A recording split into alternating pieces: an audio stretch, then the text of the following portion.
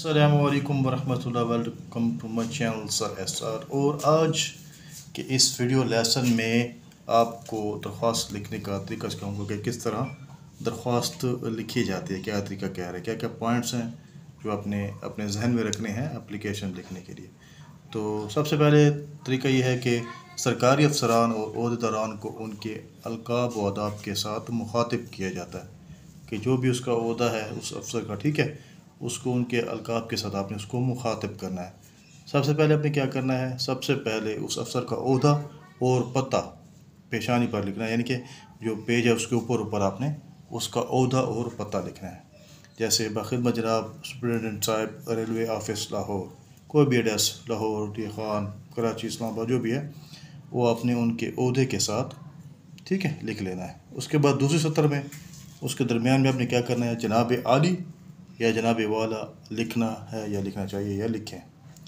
फिर तीसरी सतह, तीसरी लाइन में आपने क्या करना है, गुजारिश है या इल्तमास है, ऐसे आपने क्या अपना जो मकसद होता है, मुद्दा होता है, वो आपने लिखना शुरू कर देना है। कि तीसरी सतह में क्या करेंगे, गुजारिश है या इल्तमास है, जैसे अल्फाज लिख कर साथ ही अपना मुद्दा और मकसद क्या है लिखना शुरू कर दें।